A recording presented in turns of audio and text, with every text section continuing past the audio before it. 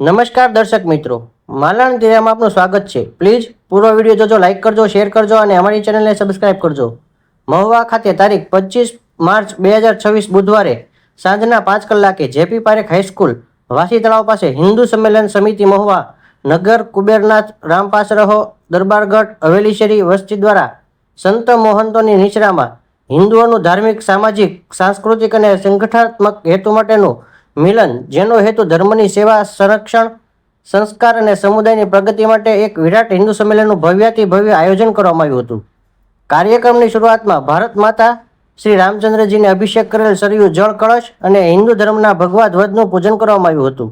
તેમજ સ્કૂલના વિદ્યાર્થી તથા વિદ્યાર્થીનીઓ દ્વારા અદ્ભુત સાંસ્કૃતિક કાર્યક્રમ રજૂ કરવામાં આવ્યો હતો.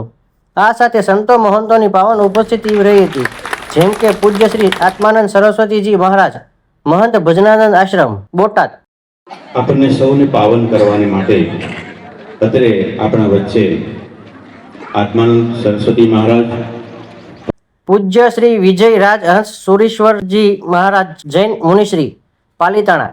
પૂજ્ય શ્રી ભગત બાપુ રામ કથાકાર, શ્રી ખીમનાથ મહાદેવ મંદિર, મહુવા દ્વારા દીપ પ્રાગટ્ય કરીને કરવામાં આવ્યું હતું. ઉપસ્થિત સંતો મહંતોનું સ્વાગત પુષ્પગુચ્છ તેમજ ફુલહારથી રાષ્ટ્રીય સ્વયંસેવક સંઘના હોદ્દેદારો તથા બજરંગ દળના કાર્યકર્તાઓ તથા આમંત્રિત મહેમાનો દ્વારા કરવામાં આવ્યું હતું.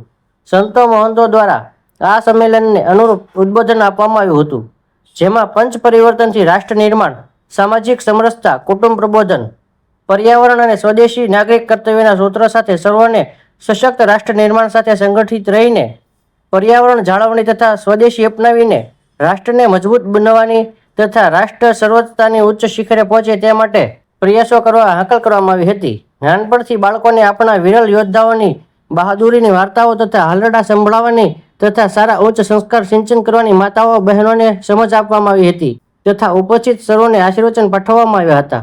આ કાર્યક્રમમાં મહુવાના તમામ હિન્દુ સંગઠનોના કાર્યકરો, રાષ્ટ્રીય સ્વયંસેવક સંઘના તમામ હોદ્દેદારો તથા સ્વયંસેવક બંધુઓ, વિશ્વ હિન્દુ પરિષદના હોદ્દેદારો, બજરંગ દળના કાર્યકરો તેમજ મહુવાના દરેક જ્ઞાતિ સમાજના શ્રેષ્ઠીઓ, વેપારીઓ, રાજકીય આગેવાનો, રાજકારણીઓ, મહાનુભાવોની બહોળા પ્રમાણમાં વિશેષ પ્રેરક ઉપસ્થિતિ રહી હતી. તેમજ મહુવાના સનાતની ભાઈઓ બહેનો, બાળકો પણ ખૂબ જ મોટી સંખ્યામાં આ સંમેલનમાં ઉપસ્થિત રહ્યા હતા.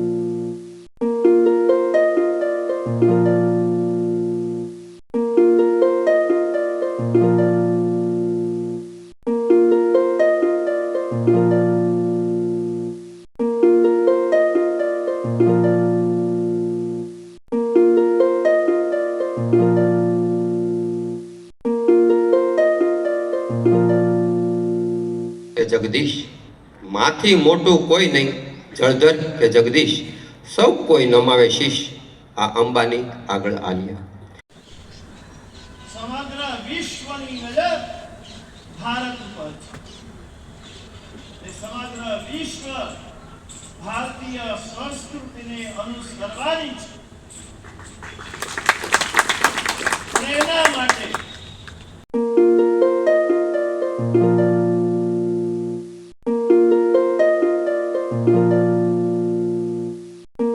श्री राम जय जय राम, श्री राम जय जय राम, श्री राम जय राम.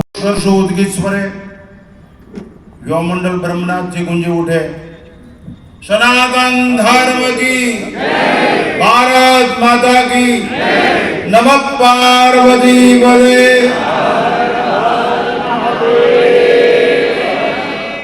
चैतन्यम शाश्वतम शांतम व्योमातीतम निरंजनम नादबिंदु कलातीतम तस्मै श्री गुरुवे नमः। विराट हिंदू सम्मेलन संघना शताब्दी महोत्सव निमित्ते એ સંગઠનની ધર્મસભાની અંદર ઉપસ્થિત પરમાત્મીય ભગત બાપુ, સંઘના સનિષ્ઠ કાર્યકર્તા દેવેન્દ્રભાઈ, જ્યાં સંસ્કારની પ્રધાનતા છે ધર્મ સનાતન ધર્મ છે.